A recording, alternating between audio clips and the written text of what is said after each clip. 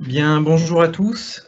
Nous sommes ravis de vous accueillir pour ce webinaire dans la tête d'un enquêteur consacré à l'analyse des données structurées. Je pense qu'on va pouvoir commencer. Bien. Donc, je me présente, je suis Benjamin Pondé, Senior Manager à Grant Thornton. Je suis en charge de l'offre investigation forensique. Je vous explique brièvement mon parcours parce qu'il influence assez la méthodologie qu'on utilise ici. Je suis un ancien enquêteur de police. J'ai travaillé 17 ans dans la police, 17 ans d'enquête. J'ai notamment travaillé 8 ans à la direction centrale de la police judiciaire, dont 3 ans sous le sceau du secret défense. Donc, bonjour à tous, Fabrice Guyot. Je suis associé au sein du département Business Risk Services de Grant Thornton. Et donc, j'ai un passé à la fois de consultant en ERP et d'auditeur informatique. Et je suis maintenant en charge de l'offre Data Analytics. Donc, on met à disposition de nos clients des solutions de contrôle continu et on réalise notamment aussi des analyses antifraude par analyse de données, pardon. Et donc, c'est dans ce cadre qu'on a constitué avec Benjamin l'offre de scan antifraude, donc qui mêle à la fois l'investigation et l'analyse des données structurées. Merci Fabrice. Bien, nous avons découpé ce webinaire en 4 parties. Le premier sera consacré à la méthodologie d'une enquête interne. On va survoler rapidement la méthode qu'on utilise pour mener les investigations. On va faire un focus dans la deuxième partie sur le data analytics avec l'analyse des données structurées. En troisième partie, nous allons recevoir une alerte que nous allons investiguer dans le début de la quatrième partie sous le nom de code projet Purple. Et enfin, pour finir, nous vous proposons une petite séance de questions-réponses. Donc la méthodologie d'une enquête interne, l'objectif de cette méthodologie, avant tout, c'est d'établir des faits. Donc sur le graphique du haut, vous avez une synthèse de la méthodologie qu'on utilise. Je vous la commande brièvement. Donc la première partie, c'est un conflit check. Pourquoi? Parce que l'une des caractéristiques des enquêtes qu'il faut que l'on mène, c'est l'objectivité. Et pour respecter ce critère d'objectivité, il faut passer par le conflit check, que l'équipe d'enquête soit interne ou qu'elle soit externalisée. Ensuite, on va faire le scope, on va établir une stratégie initiale d'enquête basée sur les premières investigations. En troisième partie, on va identifier et collecter les données. Donc, elles peuvent être de sources très différentes. On peut avoir des mails, des ordinateurs, des téléphones, des supports numériques pour tout ce qui est la partie digital forensique. Ensuite, on a toutes les données structurées qui sont propres à l'entreprise. Et ensuite, même le réseau Internet et toutes les bases ouvertes que l'on peut trouver. Donc toutes ces données vont être collectées, elles vont être analysées par la suite. C'est la partie établir les faits où on va donc essayer d'établir les faits justement pour terminer par l'entretien avec la personne qui est visée par l'enquête, où on la confrontera aux faits que nous avons découverts. Ensuite, on établit un rapport d'investigation et la dernière partie, c'est prendre des actes de remédiation. Donc, une enquête a quatre critères pour nous. D'abord, elle est factuelle. Je vous l'ai dit déjà plusieurs fois, c'est basé sur les faits, mais je risque à me répéter. Ensuite, elle est objective et elle est à charge et à décharge. À charge et à décharge, ça veut dire que la personne qui est visée par l'enquête, on va travailler soit pour essayer de trouver des faits qui lui seront imputables, soit pour établir des faits qu'il a décharge de ses responsabilités. Donc pour conduire cette méthodologie, on dispose de 4 outils. Le premier outil, le Data Analytics, donc, qui est l'objet de ce webinaire, qui consiste à la collecte et l'analyse des données structurées dans le cadre de l'entreprise. Ensuite, on a donc le Digital Forensic, qui consiste à faire des sauvegardes légales des supports, à collecter ensuite toutes les preuves numériques qui sont propres à la personne visée. Donc là, on va toucher des données qui sont vraiment dans le cercle restreint de la personne qui est visée par l'enquête. Et on a l'OSINT, donc c'est l'Open Source Intelligence, qui consiste à la collecte d'informations qui sont disponibles sur des bases ouvertes ou alors sur les réseaux sociaux sur Internet. Le quatrième outil, c'est l'entretien final, où on utilise des techniques d'entretien pour confronter la personne aux faits découverts. Donc, ce qu'on vous propose au travers de ces 4 webinaires, c'est de suivre avec nous une investigation factice. Donc, le premier webinaire sera basé sur les data science, donc on va voir tout ce qui est data analytics. En deuxième webinaire, on vous proposera de discuter des stratégies d'enquête, savoir quelles sont les limites, quels sont les impératifs à suivre dans le cadre d'une investigation.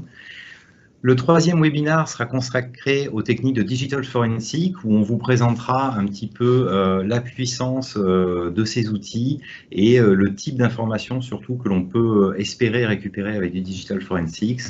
Et enfin, le quatrième et dernier webinaire de notre enquête, qui viendra clôturer notre enquête factice, sera consacré aux entretiens, où on va donc confronter ces faits. Donc, je vais vous présenter l'analyse des données structurées.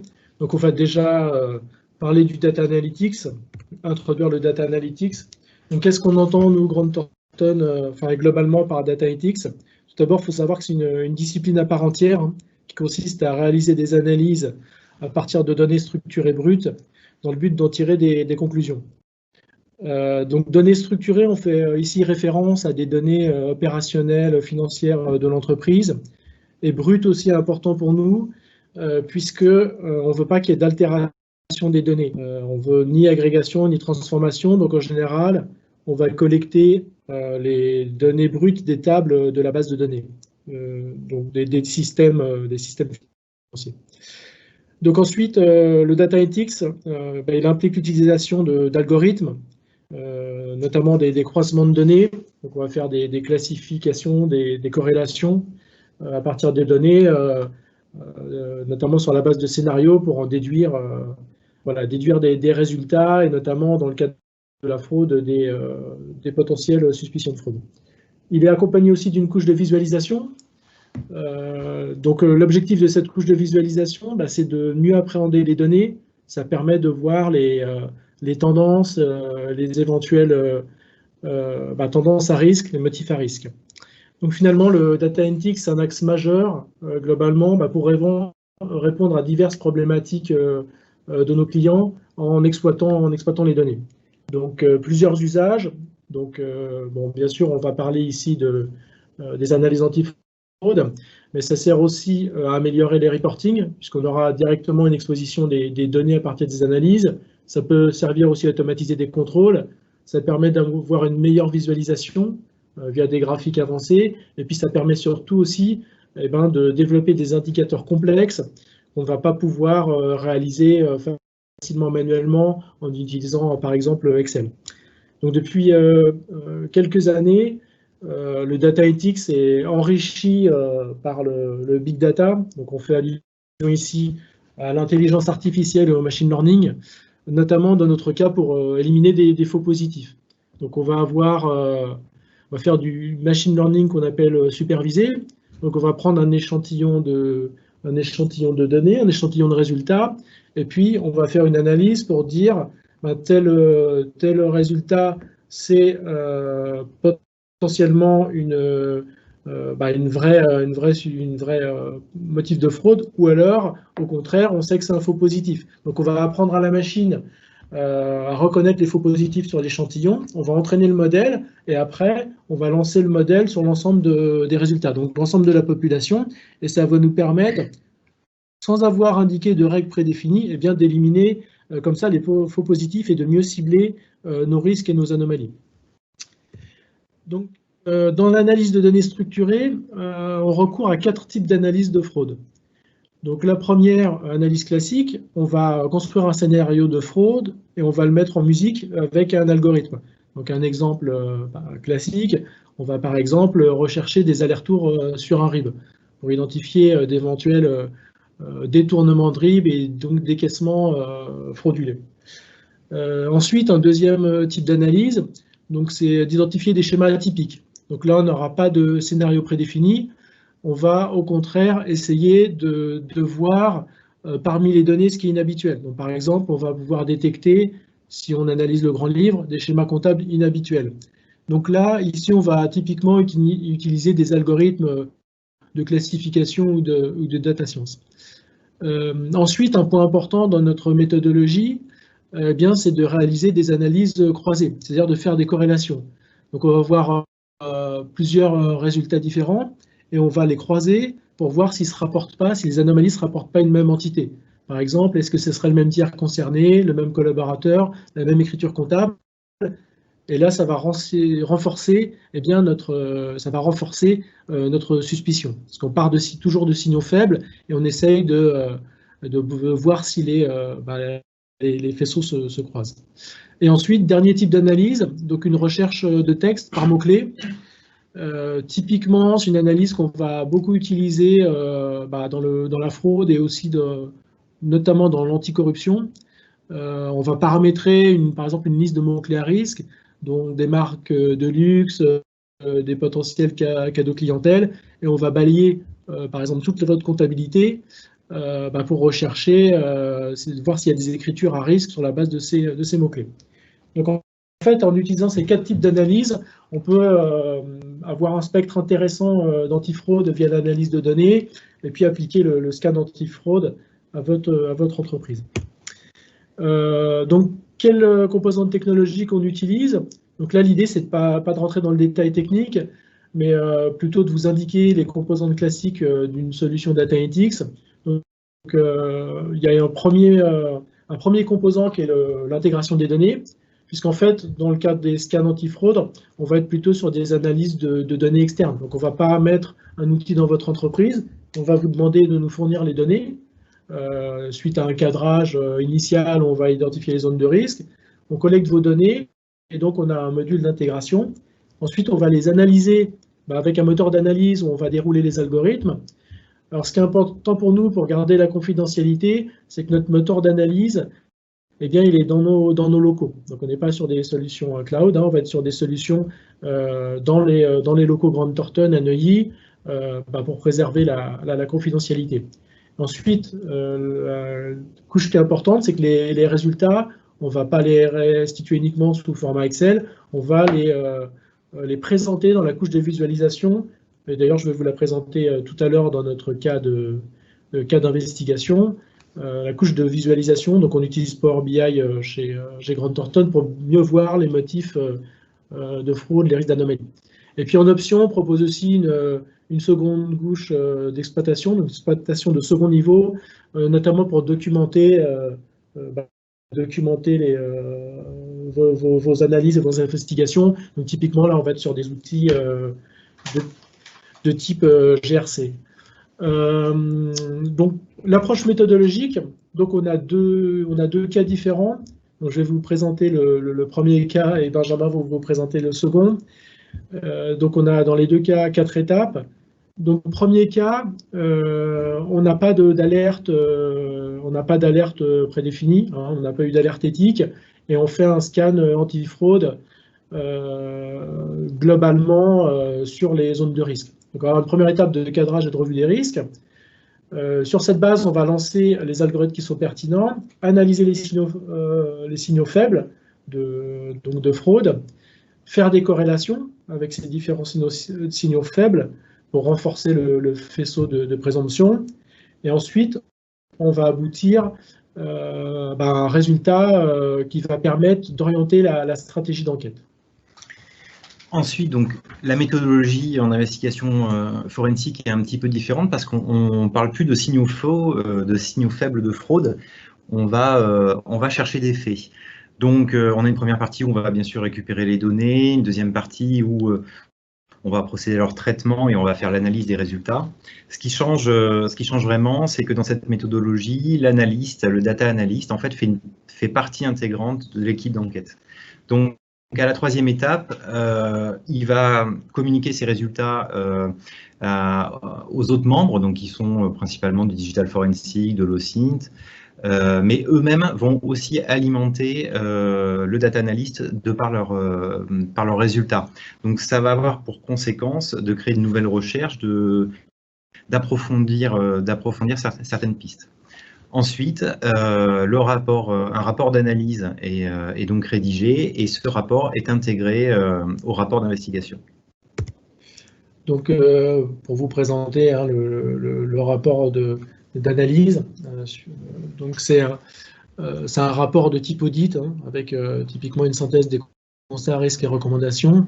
Donc là, on a pris un exemple de cas plutôt de corruption. Donc là, on présente les suspicions de fraude qui vont ensuite pouvoir alimenter la stratégie d'enquête. Et quand le data analyst est intégré à une équipe d'investigation, son rapport change aussi, car il va s'adapter en fait à tous les actes de procédure en fait que l'on a en investigation. Donc ils vont avoir une première partie qui contient la méthodologie détaillée qui est utilisée pour avoir ces résultats. Donc je parle des sources, je parle des résultats qui sont donnés. Tous les résultats donc, vont être sourcés pour pouvoir être vérifiables par la suite en cas de judiciarisation de la procédure. Et bien sûr, le rapport est lui aussi, comme l'investigation, factuel, objectif, et on travaille à charge et à décharge, c'est-à-dire que des contrôles qui n'ont pas amené de résultats, c'est pas une absence de résultats. En fait, ces contrôles, le fait qu'il n'y ait pas de résultats, ça peut aussi être une information qui peut être utilisée dans le cadre de l'investigation. Et donc, ce rapport est annexé dans notre procédure qui va couvrir donc toute l'investigation. Nous allons commencer notre cas pratique. Donc, nous recevons une alerte. Donc, on reçoit, donc c'est un cas factice, bien sûr, il faut que je le précise pour être sûr que tout le monde ait compris. Donc, c'est Groupe Industriel, qui est un groupe français qui possède plusieurs filiales en France et à l'étranger, qui reçoit une alerte à partir de son dispositif d'alerte éthique. Donc, ça va concerner la filiale de Brest du groupe.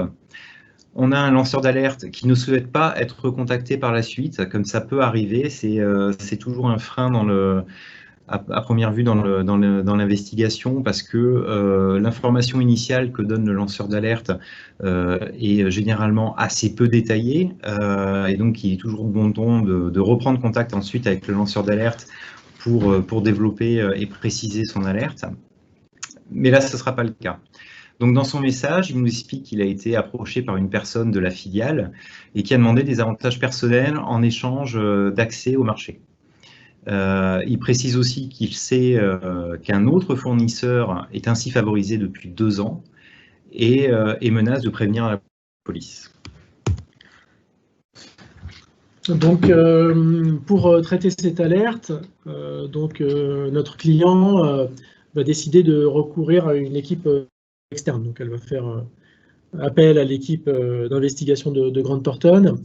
Et pour préserver la confidentialité, l'idée est de confier chez le client à un unique interlocuteur l'enquête, la coordination de l'enquête. Donc, première étape, on va, pour juger de la crédibilité de l'alerte, parce que ça peut être aussi une alerte pas confirmée, pas vérifiée, on va recourir donc à l'analyse de données pour voir si on détecte des signaux faibles, voire carrément des évidences, des preuves. Par rapport aux moyens à mettre en œuvre, on va donc définir le périmètre des données pour mettre en œuvre nos analyses. Donc là, typiquement, on est dans un cadre de corruption fournisseur par un acheteur, donc on va s'intéresser à la comptabilité fournisseur en premier lieu. Et puis, donc on se pose la question, quelle est la profondeur des données à prendre? Donc là, le lanceur d'alerte nous indique que depuis 2 ans, il a eu l'information d'un fournisseur qui serait favorisé, mais dans la mesure où nous, les faits peuvent avoir commencé depuis plus de 2 ans, on va prendre une période plus étendue, sachant qu'avec nos capacités d'analyse de données, on n'a pas vraiment de limite, on peut analyser des centaines de millions de lignes, donc on va plutôt prendre une période un peu plus étendue, par exemple 5 ans. Donc on va demander au client d'extraire les données et on va acquérir les données. Et donc on va lancer le projet Purple. Donc finalement, le cas de fraude qu'on cherche, c'est un cas de corruption sur des thèmes de fournisseurs privilégiés. Donc on va lancer notre analyse en lien avec ce cas de fraude. Donc quel est le scénario? Donc on est dans un cas de corruption active. On soupçonne un acheteur, donc on ne sait pas lequel, mais un acheteur du client, eh bien, en gros, demander des pots de vin à des fournisseurs en échange de marché. Donc, qu'est-ce qu'on va identifier comme motif? Typiquement, on va regarder des fournisseurs qui ont une forte évolution du chiffre d'affaires sur les dernières années, donc ont tendance à prendre des parts de marché puisqu'ils sont favorisés par l'acheteur, et puis plutôt sur des familles d'achat avec une faible concurrence. Donc on vous propose de faire l'analyse ensemble, de faire cette analyse ensemble. Donc on va passer à la démonstration. Donc on va présenter la restitution graphique pour effectuer l'analyse. Donc, dans le scan antifraude, on a un certain nombre d'indicateurs qu'on regroupe par sous-processus, donc comptabilité générale, client, comptabilité fournisseur. Et là, on va s'intéresser bien sûr plutôt à la comptabilité fournisseur. Donc, notamment à l'indicateur relatif aux fournisseurs privilégiés. Sachant que là, on va être capable de mener des analyses très rapidement une fois qu'on a récupéré les données, puisqu'on a déjà prédéfini nos analyses, il va falloir juste les personnaliser un peu par rapport à votre contexte. Donc là, vous voyez la restitution graphique. Donc pour faciliter l'exploitation, on a toujours le même type de présentation. Donc on a une partie graphique qui va permettre de voir les tendances. À gauche, on a des filtres qui vont permettre de cibler, par exemple, sur des comptes fournisseurs, des natures d'achat, des sociétés. Vous savez, vous avez différentes filiales. Et puis, on a aussi des tableaux qui présentent les chiffres. Donc, le graphique du haut, il va représenter le nombre de fournisseurs par nature de dépenses. Tandis que le graphique du bas va représenter l'évolution du chiffre d'affaires des fournisseurs sur 5 ans. Donc là, ce qu'on va rechercher, ça va être plutôt des points qui sont, enfin des ronds qui sont vers le bas, puisqu'on cherche plutôt des familles d'achat avec un faible nombre de fournisseurs, et un rond quand même assez grand, puisque la taille du rond représente le chiffre d'affaires généré. Donc, on va commencer notre analyse. Alors, ce qui se passe, c'est que c'est interactif. Donc, quand on sélectionne une nature une famille d'achat, enfin une nature de dépense, on filtre les fournisseurs qui sont sur cette famille. Bon, là, on voit 2 fournisseurs majoritaires, mais il n'y a pas d'évolution particulière, de motifs suspicieux particuliers. Continue, celle-là où il y a peu de concurrence. Bon, voilà, il y a eu un trou en 2017, mais bon, ça a rebaissé en 2020. Donc, on va aller sur cette famille-là qui est assez importante. Et là, le motif, donc là, il est assez intéressant. Pourquoi? Parce qu'on voit que on a des courbes qui se croisent. Donc, on a 2 fournisseurs à partir de 2017 qui sont favorisés. Et au contraire, on en a 3 qui sont en décroissance, qui tendent à disparaître du paysage. Donc là, on a le détail chiffré. Donc là, on va se poser des questions.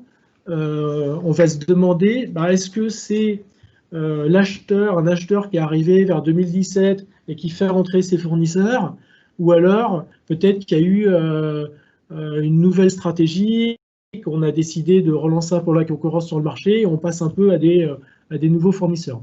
Alors, il y a un point aussi qui est important à savoir, c'est que c'est important d'avoir de la profondeur d'analyse parce que ce genre de motif, ce type de motif, on le voit sur 5 ans, mais si je réduis et je vous présente sur 2 ans, eh bien, vous n'allez plus du tout voir les mêmes tendances. Là, on va se dire, légère croissance de 2 fournisseurs, on ne va pas voir ce phénomène de croisement. D'où l'intérêt d'analyser en profondeur, sachant que notamment dans les fraudes ou les cas de corruption, on n'est pas sur des cas qui vont durer un mois, on est souvent sur plusieurs mois, voire plusieurs années.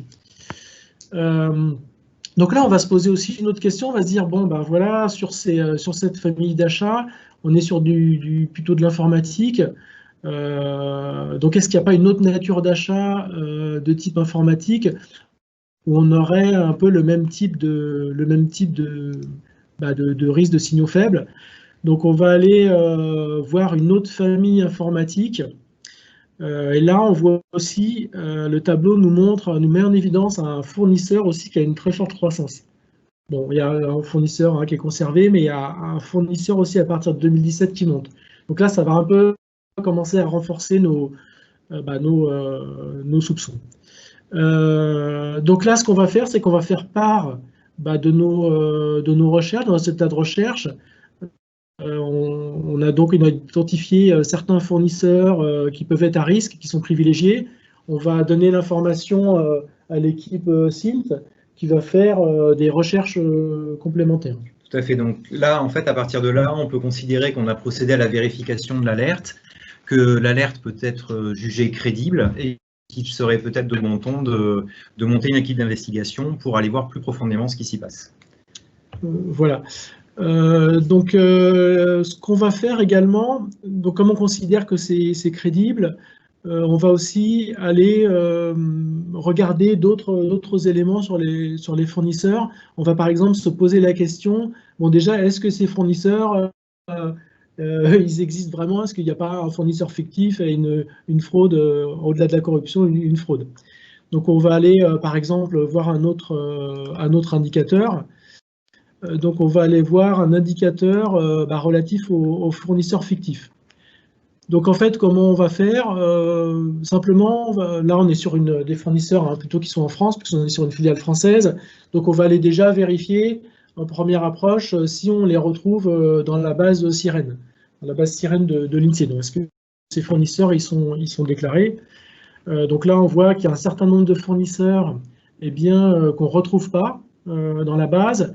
Et donc, l'idée, c'est de voir s'il n'y a pas un des fournisseurs qu'on a vu précédemment qui est dans cet échantillon de fournisseurs non présents. Donc, on s'aperçoit qu'on retrouve ce fournisseur RT Information Technology. Donc là, on va de nouveau envoyer l'information à l'équipe OSINT pour faire des recherches. Donc là, on va simplifier un peu à l'extrême le cas de recherche et on va juste aller rechercher dans société.com déjà pour voir si ce fournisseur existe ou pas. Donc, je vais taper le nom du fournisseur, donc RT, Information Technology. Je vais arriver, pardon. Voilà, donc on voit qu'effectivement, il y a une société qui existe et qui est basée à Asnières. Bon, on va regarder un peu le détail. Elle est active depuis 9 ans. Parfait, effectivement, c'est bien de l'informatique. Par contre, on voit que la société est en cours de liquidation. Bon. Donc, en revanche, la liquidation est récente. On voit qu'elle est du décembre 2020, donc très récente. Donc, ce qui paraît normal qu'on ait encore du chiffre d'affaires en 2020 par rapport à cette société. En revanche, on va quand même se poser derrière une autre question, c'est de se dire, est-ce que c'est normal que l'acheteur continue à avoir ce fournisseur qui est le numéro 1 en termes de chiffre d'affaires, alors qu'il pourrait quand même s'être renseigné sur sa stabilité financière. Donc c'est encore une sorte de signaux faibles complémentaires.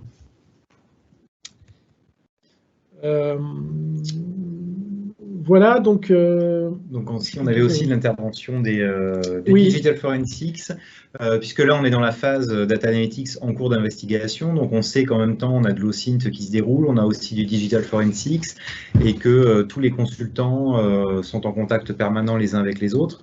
Donc là, on pourrait simuler une input qui viendrait du Digital Forensics. On aurait trouvé des mails en rapport avec un club nautique. Et donc, on s'adresse aux data analystes pour aller faire les vérifications en fait, dans les données structurées. Voilà, tout à fait. Donc, bon, l'idée, là, c'est de voir si on retrouve trace d'une transaction avec un club nautique. Donc, ce qu'on va faire, on va utiliser le type d'analyse de recherche par texte. Donc, l'idée, c'est de rechercher dans l'ensemble du grand livre. Et donc, on va enrichir notre liste de mots-clés donc on a un certain nombre de mots-clés pour les risques du type intermédiaire, commission, etc. Et on enrichit avec le mot-clé nautique. Donc là, on voit qu'effectivement, dans l'analyse, on ressort quatre écritures comptables sur le mot-clé nautique. Donc alors l'intérêt du Data Analytics, c'est aussi de Power BI, c'est l'interactivité. C'est-à-dire que quand je vais sélectionner ce mot-clé, donc on dit que j'ai 4 écritures, et derrière, ce qui est intéressant, c'est que ça filtre le détail en regard. Donc je vais tout de suite être sur mes exceptions liées au mot-clé. Donc là, on voit que j'ai 2 factures et les paiements correspondants. Donc, on a bien, effectivement, c'est le club nautique brestois, et on voit que j'ai un sponsoring d'un côté et l'entretien d'un bateau, donc un bateau de 85 pieds. Donc finalement, avec cette recherche, on va confirmer effectivement qu'il y a une relation entre le client. Alors là, on ne sait pas exactement qui a commandé derrière ces prestations. Ce qui est important, c'est que finalement, le sponsoring, eh bien, il va être hors compte dédié. Donc là, on le voit là, mais normalement, il devrait y avoir un contrat. Là, on va se poser la question s'il y en a un ou pas. Et donc, on va relayer l'information de nouveau à l'équipe d'investigation pour qu'elle enquête plus en avant sur la nature du sponsoring et la nature de la relation avec le club nautique brestois.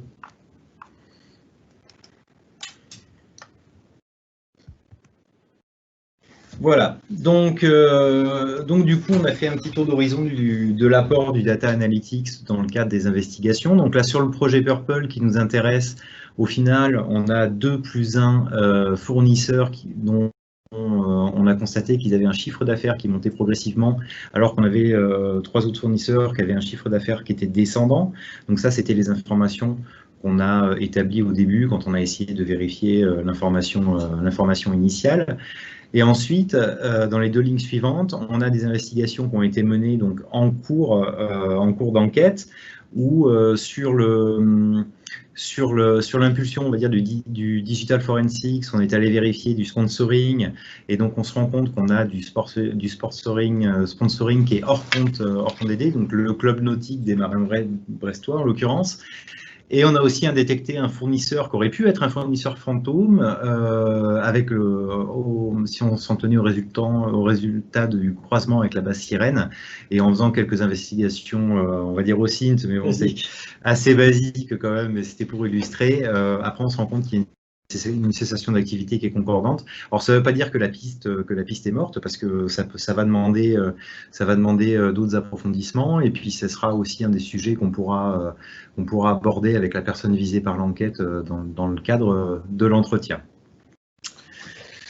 Donc voilà qui met fin à notre petit projet pour l'instant, à la première étape sur le Data Analytics. Donc maintenant, je vous propose de passer à la session questions-réponses.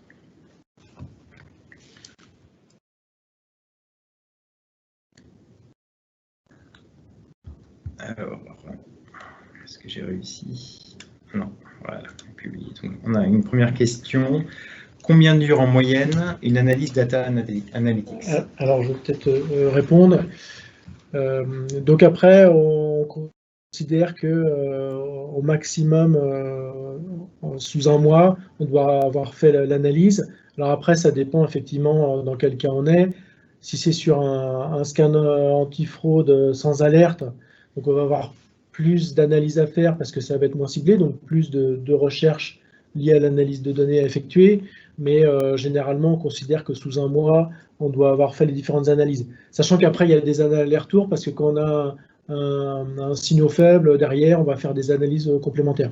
Et quand on est dans le cadre d'une investigation, en général, on essaye il faut vérifier vite la crédibilité de l'alerte. Donc, on fait des analyses. L'idée, c'est sur une courte période. Donc, dans les 2 semaines, 2 semaines après le kick-off, après le lancement de l'investigation, il faut être capable d'avoir collecté les données, effectué les analyses et avoir fait le premier niveau d'analyse pour alimenter la stratégie d'enquête. Donc après, on va avoir des analyses complémentaires. Donc l'idée, finalement, en gros, sous un mois, on a fini les analyses de données. Sachant que l'idée, quand même, c'est qu'on va être en fonction du risque qu'on cible, on va quand même être sur un périmètre limité de données, même si on n'a pas une alerte.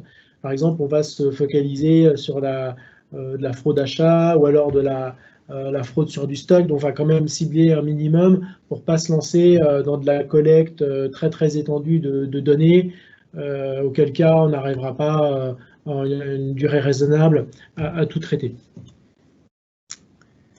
Alors, une autre question qui sera sûrement pour toi, Fabrice. Est-ce que la solution est entièrement externalisée? Oui, effectivement. Uniquement externalisé. Oui, effectivement, en fait, l'idée, c'est qu'on effectue l'analyse en externe, c'est-à-dire qu'on ne veut pas, dans le temps qui est imparti, on n'a pas le temps de venir se connecter à votre système d'information. Ça nécessiterait de mettre l'informatique dans la boucle, de faire un projet pour se connecter. Donc, c'est pour ça qu'on demande une extraction de données et qu'on traite les données dans notre infrastructure, donc dans les locaux à Neuilly, pour garantir la confidentialité. Donc, j'ai une nouvelle question. Comment mettre en place des analyses data analytics au sein d'une société qui n'a aucune appétence pour cela? Alors, l'avantage, c'est que vous n'avez pas besoin d'avoir d'appétence. Ce qu'il faut, c'est que simplement, le prérequis, c'est de pouvoir nous fournir des données.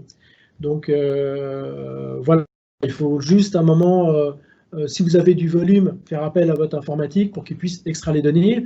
Et après, nous, on se charge de les traiter. Vous n'avez pas besoin de nous fournir des connaissances techniques détaillées, sachant que nous, on raisonne, on essaye au maximum de s'affranchir du modèle de données de votre système et de raisonner en termes de processus, en termes comptables. Donc, on a déjà des analyses qui sont prédéfinies. Et en fait, le jeu au début va être de choisir, de sélectionner les bonnes analyses. Et après, on va pouvoir échanger sur cette base à l'aide des résultats. Donc, vous n'avez pas besoin d'avoir un data analyst chez vous ou de l'appétence particulière pour le data analytics pour faire ce type de scan anti-fraude. Alors, nouvelle question. Bonjour, est-ce que vous traitez des fournisseurs à l'étranger? Alors, si le cadre de votre question, c'est de faire des investigations sur les fournisseurs à l'étranger, la réponse est oui. On a plusieurs modes d'intervention pour les investigations. Soit on part directement en équipe externalisée, c'est-à-dire Grant Thornton France, et on se déplace on se déplace dans le monde. Moi, j'ai eu quelques voyages déjà au cours de l'année 2020 assez sympathiques. Soit sinon, on peut aussi travailler avec des équipes Grant Thornton locales ou voir directement avec des équipes locales de Grant Thornton. Donc voilà, on sait faire des investigations à l'étranger, ça ne pose pas de souci. Comment avoir accès à la base Sirène? Est-ce payant? Alors, la base Sirène, elle est maintenue par l'INSEE. Et depuis quelques temps, en réalité, c'est dans le cadre de l'initiative Open Data du gouvernement. L'idée, c'est de mettre à disposition des bases de données gouvernementales pour pouvoir justement effectuer des analyses, pour avoir de la transparence. Et donc, la base Sirène, elle est mise à disposition. Donc, il y a chaque mois, elle est actualisée et vous pouvez récupérer le stock de la base. Bon, la seule chose, c'est que vous avez une structure un peu à comprendre et qu'il y a du volume, c'est-à-dire qu'il y a à peu près une vingtaine de millions de lignes, enfin à peu près autant que d'établissements en France, si on se place au niveau du SIRET. Et après, vous avez aussi d'autres fichiers qui vous donnent bien les entreprises qui ont été, par exemple, qui ont été en liquidation, cessation. Donc oui, la base est disponible. Donc si vous avez des capacités data analytics, vous pouvez l'exploiter. Sachant qu'en général, le croisement est jamais si simple que ça. C'est-à-dire que le prérequis, c'est d'avoir le SIRET dans votre base fournisseur. Donc si on, par exemple, fait un test sur les fournisseurs, il faut déjà que le SIRET il soit juste et qu'il soit renseigné. Donc en général, on a un certain nombre de cas où tout va bien, et après d'autres cas où la recherche doit être un peu plus évoluée, où il faut croiser avec le nom du fournisseur, son nom code postal ou nom adresse, pour retrouver le bon fournisseur en l'absence du SIRET. Donc c'est pas juste un croisement en général basique 1 pour 1. Pour une partie de la base, il faut aller un petit peu plus loin. Donc, nouvelle question. Comment identifier et déjouer rapidement les alertes malveillantes et infondées? Alors, rapidement pose problème parce que, en fait, non, vous avez autant d'adresses d'alertes malveillantes que de types de fraude. C'est-à-dire que c'est super vaste. La seule technique pour les déjouer, c'est de procéder à des vérifications avant de lancer. De lancer les investigations. Et d'ailleurs, on avait choisi d'intégrer le data et de présenter en même temps cette partie vérification des investigations, parce que le data analytics s'y prête assez bien, et même très bien en fonction des alertes, pour pouvoir déterminer déjà s'il y a de bonnes bases ou pas sur l'alerte. Mais après, effectivement, c'est pas toujours évident. Alors, Fabrice, celle-là, je pense qu'elle est pour toi. Des contraintes en termes de volumétrie. Et de données en input. Des données en input. Donc, nous, on n'a pas de contraintes. C'est-à-dire que s'il faut traiter 1 milliard de lignes, on peut traiter 1 milliard de lignes. En général, la contrainte, elle est plus du côté du client pour la capacité d'extraire ces données du système d'information. C'est pour ça qu'il faut, si vous avez beaucoup de volume de données, en général, surtout qu'on aime bien, qu'on veut prendre des données brutes, en général, on recourt à votre département informatique. Non, les données, on n'a pas réellement de limite. Même si vous êtes une grande entreprise, on va arriver à les traiter. C'est-à-dire que maintenant, depuis peut-être une dizaine d'années, les capacités d'analyse ont vraiment beaucoup évolué et on n'a plus ce type de difficulté. Donc, question. Tiens, j'en ai une. Alors, n'est-on pas obligé de notifier au suspect l'investigation dès le début de l'enquête? A-t-on le droit de commencer à investiguer avant? Donc, c'est une question très intéressante. Je vous en remercie. Elle n'est pas facile parce que, en fait, oui, sur une alerte éthique, vous êtes obligé de notifier au suspect dès le début de l'enquête qu'il y a l'existence d'une enquête où il peut être impliqué. Sauf que là, on a quand même le droit, avant de lancer une investigation, justement, de procéder à des vérifications de l'alerte. Donc tout le juste équilibre est à trouver entre procéder à des vérifications et investiguer. Mais on peut tout à fait commencer à procéder aux vérifications avant de procéder à la notification du suspect. Mais effectivement, après, il faut qu'elle intervienne.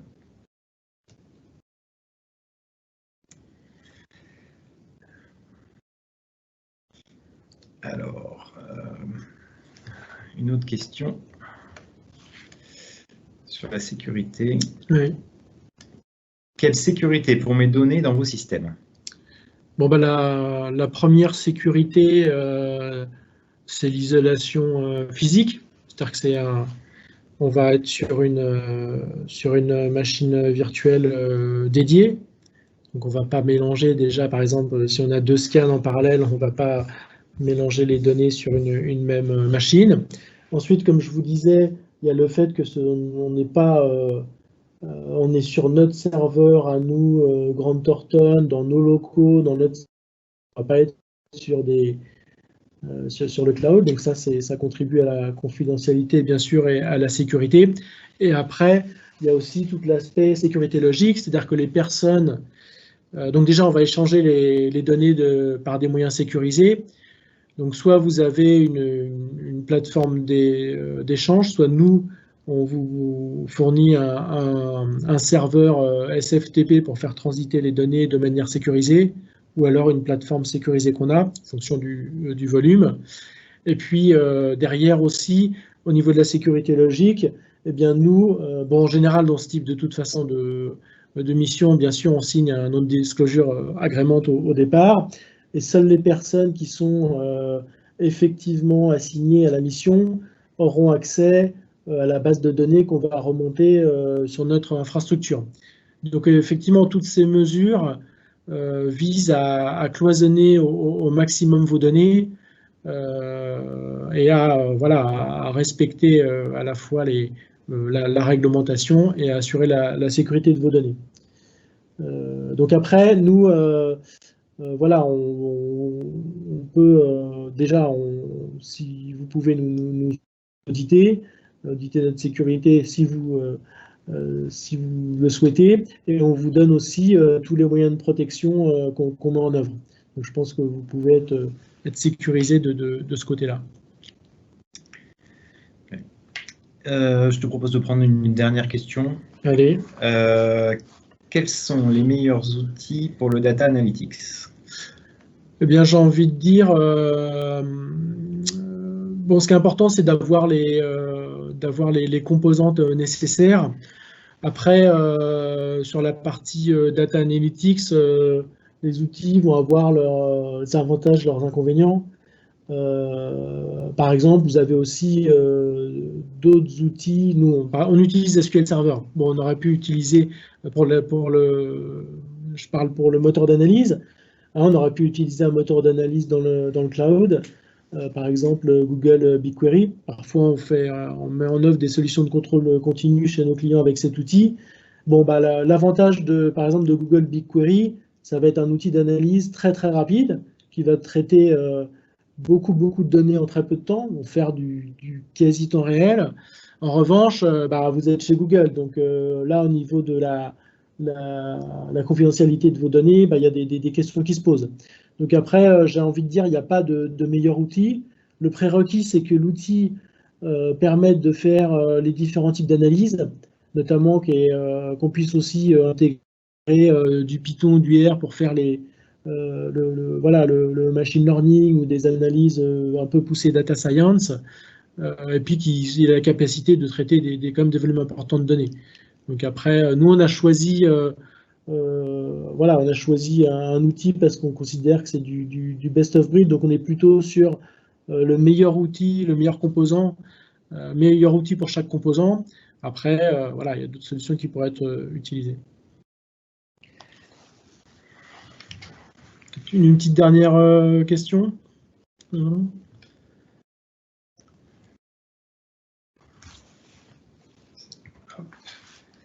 Alors, comment votre démarche est-elle pratiquée et adaptée dans les métiers de la banque et de l'assurance? Traitez-vous des fraudes externes? Eh bien oui, effectivement, la fraude, elle peut venir de l'interne ou de l'externe. Donc en cas de fraude externe, effectivement, là on va peut-être être un peu moins dans de l'investigation puisqu'on n'est pas en interne chez le client. Alors fraude externe, c'est la fraude dont votre société serait victime, ça devient compliqué parce que toute la question de l'accès aux données va se poser. Autant sur une fraude interne, c'est vous qui disposez des données, donc vous nous les mettez à disposition pour qu'on puisse les analyser. Autant sur une fraude externe, il faut s'interroger sur la capacité à aller récupérer les données. Notamment le téléphone portable, l'ordinateur de la personne qui a fait les fraudes externes, auquel on n'aura pas forcément accès. Par contre, de façon générale, au-delà des investigations, on peut effectivement, via l'analyse de données, identifier des fraudes externes. Si je donne un exemple très simple, très basique, si par exemple vous avez un doublon de paiement, il peut y avoir plusieurs cas. Ça peut être une erreur, ça peut être une fraude interne, ça peut être une fraude externe. Par exemple, ça peut être en interne un comptable qui aurait dupliqué la facture et puis ensuite détourner le RIB pour pouvoir détourner l'argent. Et ça peut être de l'externe, un fournisseur mal intentionné qui a envoyé 2 fois sa facture en espérant se faire donner 2 fois, se faire payer 2 fois. Donc ça peut être en effet externe ou interne. Après, quand c'est de la fraude externe, c'est important aussi de s'assurer qu'on n'a pas de complicité en interne. Parce que aussi, parfois, le fraudeur externe peut être aidé dans sa fraude par une personne interne. Et donc là, on revient quelque part dans le champ d'une investigation forensique classique. Tout à fait, on serait dans l'étape de vérification, un peu comme la vérification d'une alerte éthique, où on irait justement s'assurer qu'il n'y a pas eu de fuite de données qui viendrait d'où. Écoutez, on vous remercie beaucoup d'avoir participé à ce webinaire. Alors, il y a un certain nombre de questions, on ne peut pas répondre à toutes les questions, donc ce qu'on vous propose, c'est de nous les adresser par mail et on s'efforcera d'y répondre. Puis si vous avez toute nouvelle question qui vous vient à l'esprit. Donc merci beaucoup, on espère que ce premier webinaire dans les pas d'un enquêteur a répondu à vos attentes. Tout à fait, Fabrice, merci beaucoup. Et pour ma part, je vous donne rendez-vous pour le prochain, la deuxième édition qui se déroulera le 4 février à 13h. Merci beaucoup. Merci, au revoir. Au revoir, bonne journée.